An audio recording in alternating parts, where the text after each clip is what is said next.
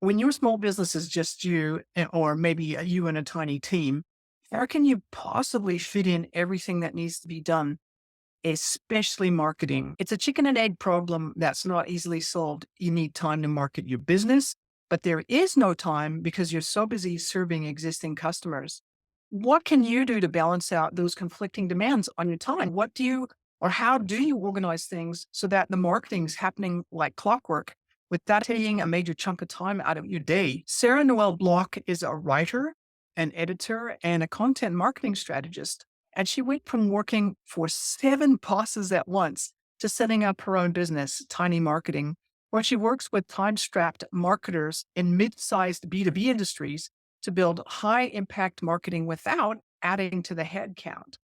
And Sarah uses her tested and proven Tiny Marketing framework to streamline content marketing, social media, and email marketing through smart systems. Welcome to the Online Business Launchpad podcast. I'm Trudy Rankin, and I bring you stories, tips, and advice from other online entrepreneurs who are finding success, because if they've done it, so can you.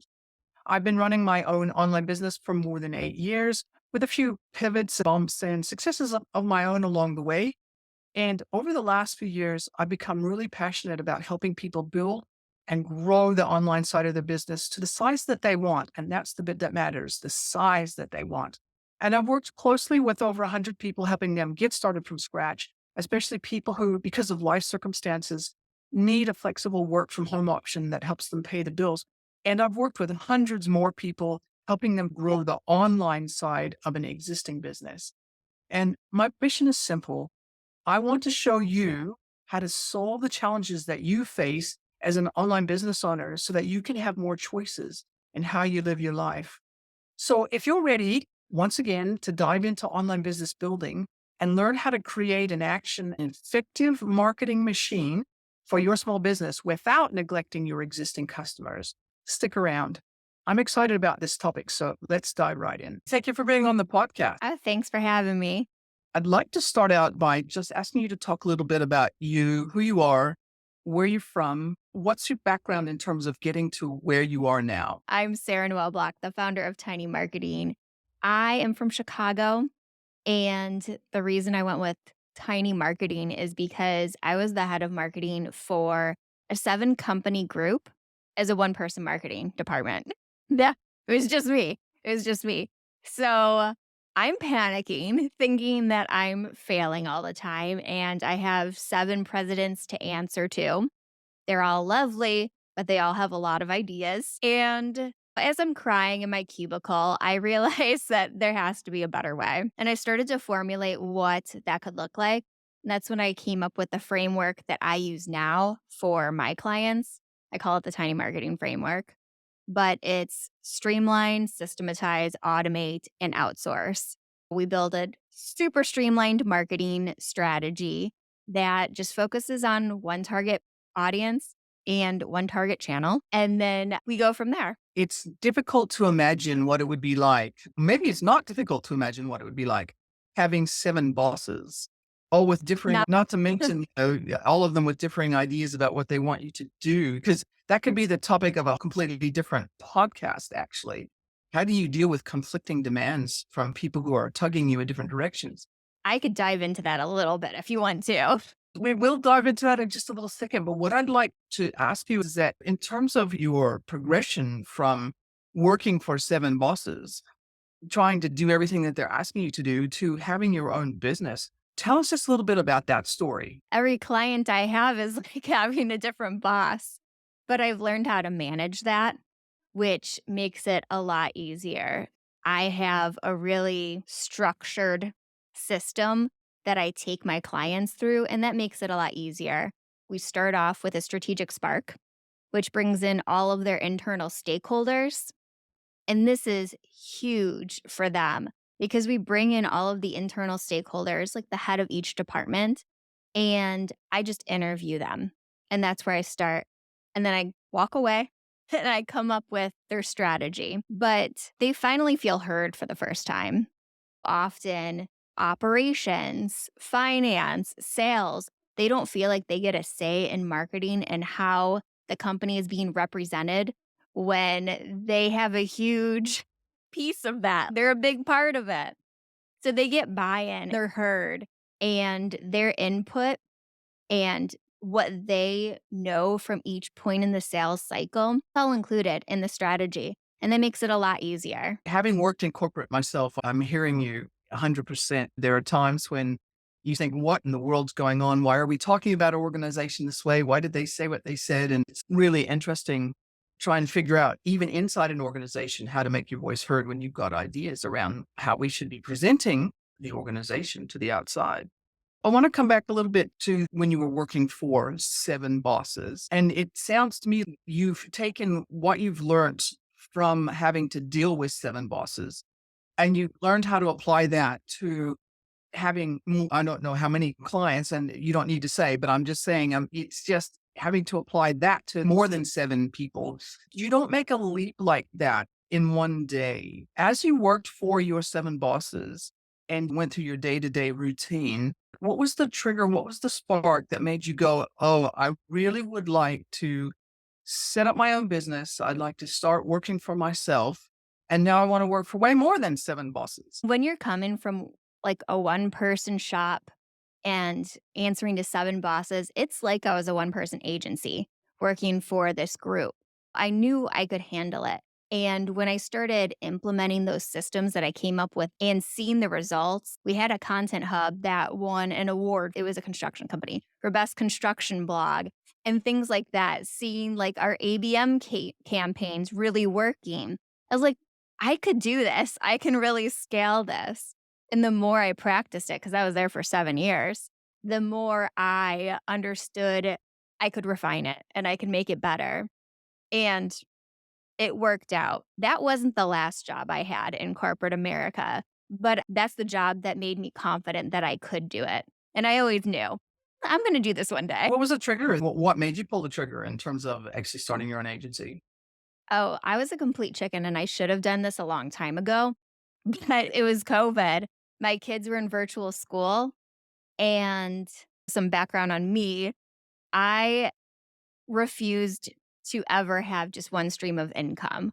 My first job that I got out of college was right in the recession and I got laid off. And I was like, I'm never going to be in that position again where one company owns me and that I rely on them. So I freelanced and I had clients on the side the entire time I was working corporate. And then in 2020, I had enough clients to make up my salary. When they wanted me to go back in the office and my kids were in virtual school and it just wouldn't work, I was like, might as well try. I think that's interesting. A lot of people are in this sort of similar position, but in terms of having that tension between family, children, and work, not as many people would have had that ability to go, okay, hey, I've already got the side hustle that I can just step into that become a whole job.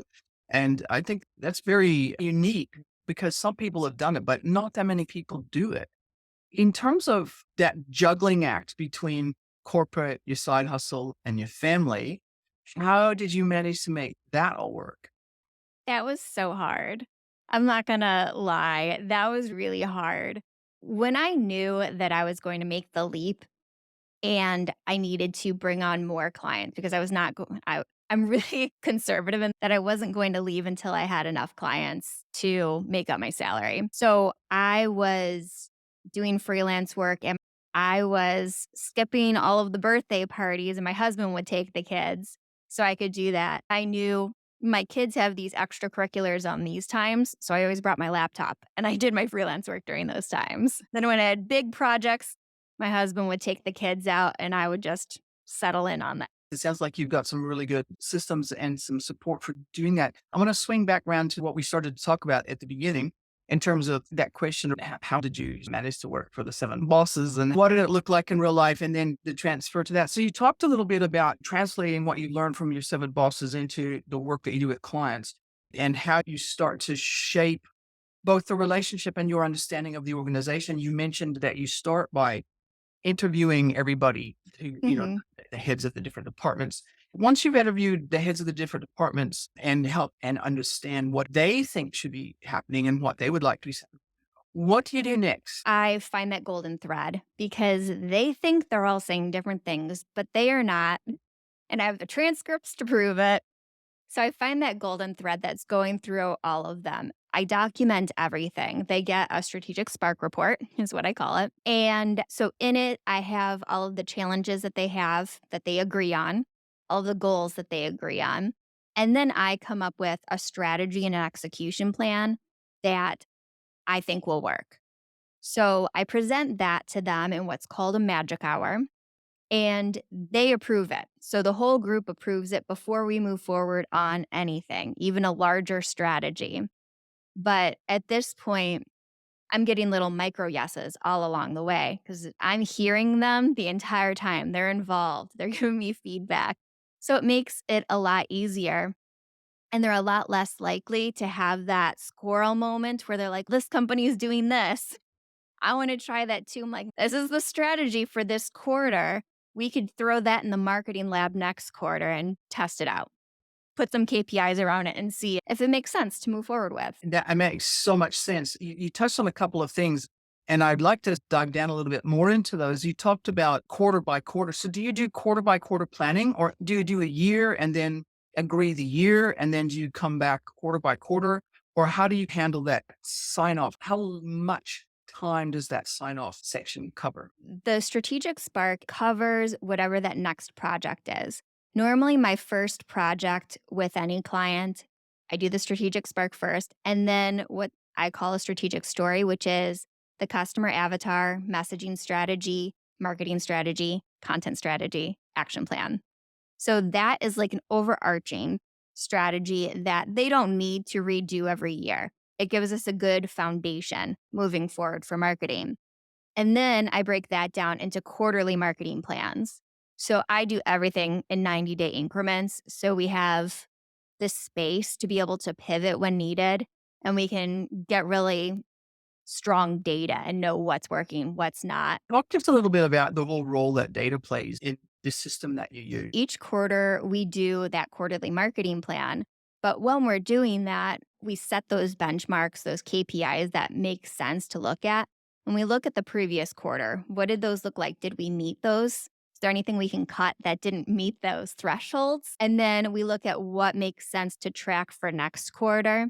So we're constantly evolving every quarter and streamlining further and further what's working, what's not. So we don't waste time doing stuff that isn't going to move us closer to our goals. Typically, what would be the usual KPIs that you would track? And then they're going to be different for every organization, but what would be Yeah. a handful of typical ones? They are vastly different for everybody because everybody's strategy is different. But email is almost always part of it. So, email. And then what I would look at there is conversion rate. How many sales are we actually getting from those emails? Open rate's a little iffy right now with Apple, but click through rate matters a lot. And tracking who's moving from a cold lead to warm to hot. So, how much engagement we're getting. Email is something I always look at.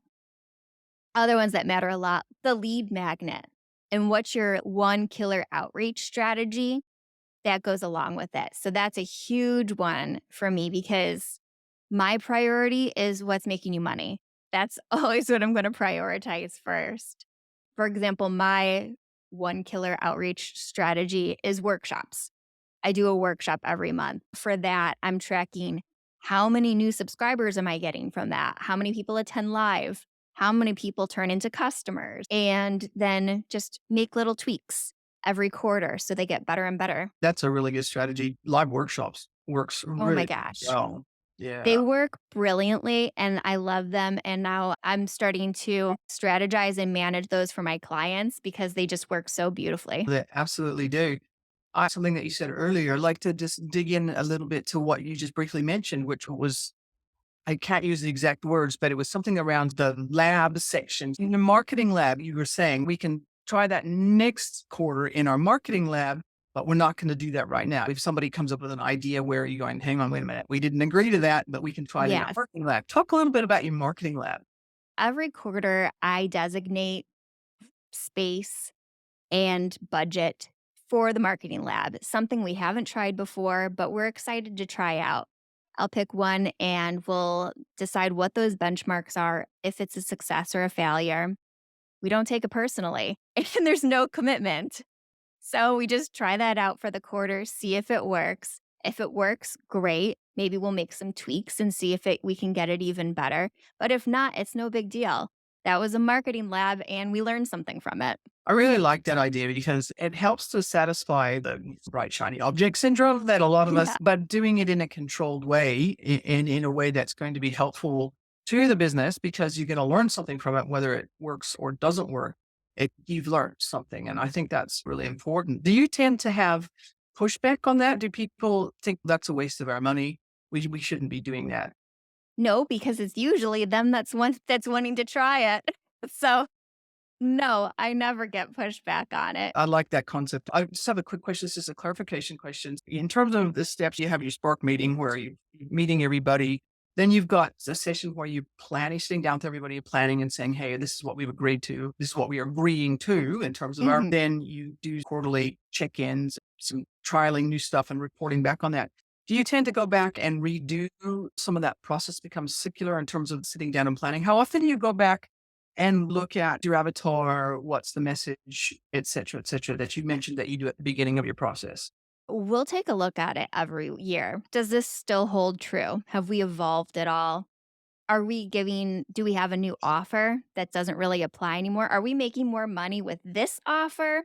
So this strategy doesn't make sense. We'll look at it every year and see if it still makes sense or if we have to readjust. Coming back to lead magnets, which are a huge part of a marketing strategy, talk a little bit about lead magnets and how you view those in terms of helping the business get leads. I actually just did a lead magnet workshop last week on this topic and I love them. The point generally is to increase your email list because your email list is where you're making the money. But start with your target audience. That's the first thing you need to do. Talk to them. Or even easier, make sure you're recording all of those sales calls that you're having and you're getting transcripts. What I do is take those transcripts, copy and paste them into ChatGPT and ask it what challenges they mention. What transformation are they looking for? What are their goals? Oftentimes, they're very similar. I'll use that as a launching pad for what direction to go with my lead magnet. You can also do some low hanging fruit. I always tell this story about how I had this blog post that was just ranking so high in Google, and tons of people were searching for this specific keyword phrase. I'm like, I don't have a lead magnet attached to that. That's so stupid. It was on quarterly marketing plans. So I created a quarterly marketing plan template and got 200 new leads in 1 week just by making that little tweak. It took me 15, 20 minutes to create that template because I already doing it with my clients. I like lead magnets like that, ones that are just so obvious. They're right under your nose and you don't see them until somehow you get this aha moment. You go, why did I do that a year ago? My list would be so much bigger if I noticed a little bit sooner. In terms of the lead magnets, and I would call your workshops, they're like a lead magnet as well, but they're a more in-depth lead magnet. Do you have a specific process that you use for each client that helps to identify what lead magnet or lead magnet ideas you should be trying for those particular customers? It's a long process, but yes, I do. The first thing I'll look at is I'll survey their audience, interview their customers, find out what their challenges are, what triggered them to buy, what content formats they like. I did this with one of my clients recently, and something none of us were expecting. Overwhelming all of the customer interviews I had, they wanted a mini course, which wasn't on their radar at all. But because I had those conversations with their customers, we were able to gather that information. But if you're going for quick, I would say templates always work well. Pay attention to those sales calls. What questions are you getting a lot? Those are good. Pay attention to how much time your customer has.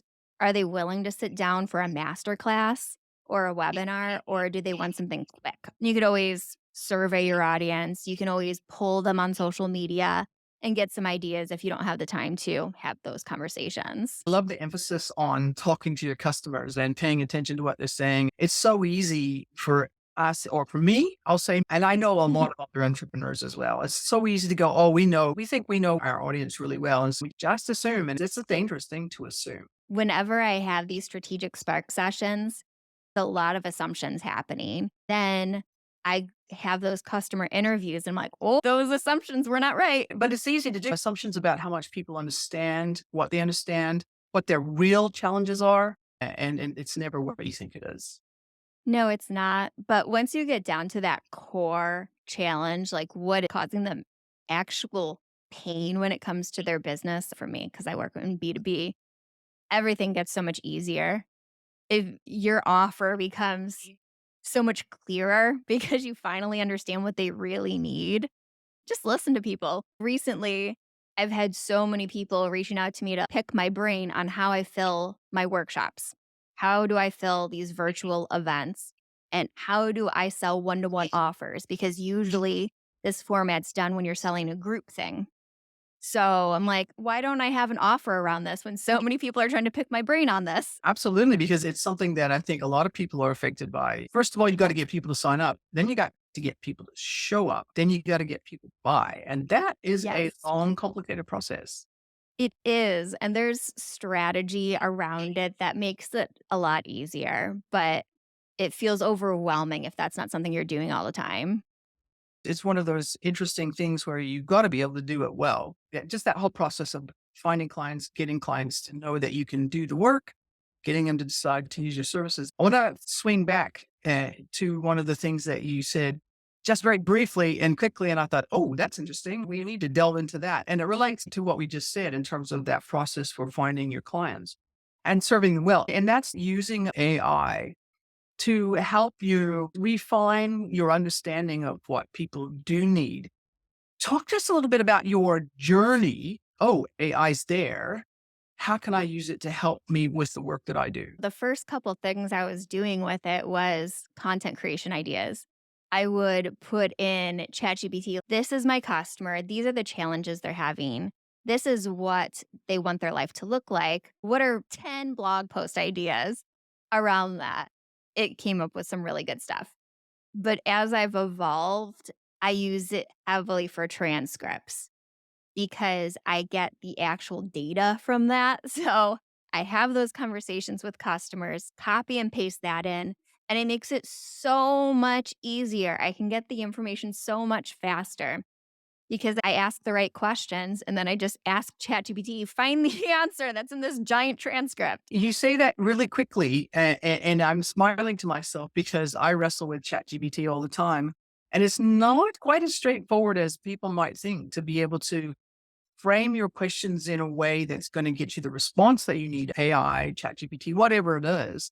Just talk a little bit about that refinement process. How did you get to the place where you go, I just put the question into ChatGPT? Early on, I did a terrible job. I'm like, ChatGPT sucks. I used it a couple of times just to play.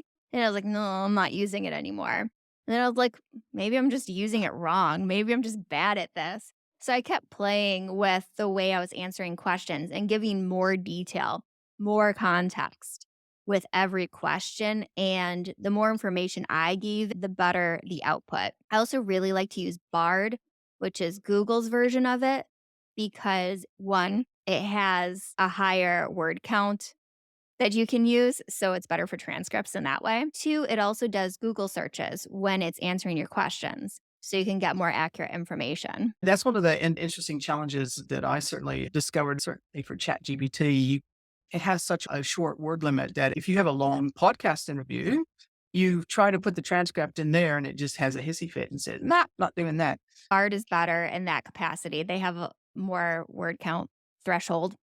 I'm going to ask one other quick AI question. And that is, you said that BARD does Google search because I haven't used BARD. I should go and start to play with it because it sounds like it could be really helpful. But just the whole process of going, hey, AI, whichever version you're using, go and look up this link for me and tell me, summarize what's there. How do you use BARD or ChatGPT or whatever to be able to do things like that? I have a client that I have to do 50 ads for based off their articles. So what I do for that is I'll copy and paste the article in and ask it to summarize it for me and give me the most important parts. Because ChatGPT, none of those write well. I don't want their writing. I just want to get to the crux of what's the important thing in it. That's how I do it. Is I copy and paste it because it doesn't read links. And then I will ask for the summaries and the most important parts that audience would care about. Adding that specificity helps a lot. So just being really clear with the context and in what way you want the summarization to happen, I think that's really helpful. Because I think a lot of us are all in the same boat. We know we have to use ChatGPT. And I find not just ChatGPT, but AI. I find it interesting. I find it fascinating, but I also find it very frustrating because if you want to do certain things, you have to learn how to get it to do those things, and that takes time. You have to teach it. In terms of the whole concept of being able to really punch above your weight when you have a really small team, you're a business with a really small team, and you really need to have the kind of marketing that somebody with a huge budget gets, but you don't have that budget and you don't have the hands to do it. Your system is starting to make a lot of sense in terms of how it's going to help people do that because you're using something that's very customer focused. It's very systematic. Can you just do a really quick summarization? Just walk us back through each of the steps again and summarize your system. So it would be streamline, and that's building out a very streamlined marketing plan. Think 111, one audience, one channel, one core content piece. And then systematize, set up batching days, set up templates, make it as easy as possible to do. Set up your project management so it automatically reminds you of when you need to do it. And then automate, connect your technology so it's talking to each other and AI. Use AI whenever you can, when it makes sense. My podcast, for example, I use Buzzsprout AI and it creates the descriptions for me, the highlights, the chapter marks for me. That saves a ton of time. And then last would be outsource. Any pieces that you can't do internally, just outsource those pieces. You don't have to pay a lot of money to have a contractor. We'll go with the podcast example again. Edit your podcast. It doesn't have to be expensive, but you also don't need to spend your own time that could be spent on something more important. That's true. And that whole process of outsourcing bits can be a bit of a leap for people when it's a small business and they're used to handling and managing everything for themselves. I'm just going to ask you the curiosity question for your own business. Do you have a team? Do you have people that help you in terms of the work that you do with clients? Or are you I would say, the consultancy level where you're the consultant and advisor to the businesses and it's the business's team that do the doing and the stuff inside the business? I do the strategy and like technical work. And then I have contractors that I work with that do video editing, podcast editing, and graphic design, the things that I don't do. Yes, because we can't do it all. Oh, you don't want me doing your graphic design. Trust me. I know that feeling. Sarah, it's been really good talking with you. It's always fascinating to me to listen to other people and hear how they built the skills that they've built, how they're using those skills to help other people, and just the wisdom that gets shared. And I really appreciate that. If you think back to your own journey from corporate into your own business, what would be one piece of advice that you would give to somebody who might be maybe a couple of years behind you, or they're just getting ready to either make the leap from corporate to starting their own business, or they've just started? What would be your one piece of advice? Don't be afraid to narrow down to the thing that you're best at. Go with that 1-1 strategy. Find that one audience that you can really serve. Choose one offer that you can do really well and start there. That's really good advice. In fact, that advice is probably the best advice I think you could probably give, because as entrepreneurs, we have that bright, shiny object syndrome and we go, oh, and we're not confident. When you first start out, you're not confident. Maybe they say I should be doing this. Maybe I should be doing that. And basically end up splintering your time and energy. And it's just so much better to focus on the one thing that you already know you can do and that you know helps people. That's really great advice. Sarah, if people were interested in either connecting with you or just maybe potentially looking to see whether you can help them, where would they find you? They can go to sarahnoelblock.com/launchpad. I'll have a specific page for this show. And they can listen to my show, Tiny Marketing Podcast. Definitely. I'm going to put that one on my list of podcasts to listen to because I listen. And I just wanted to say thank you again so much for being on the show. Thanks for having me.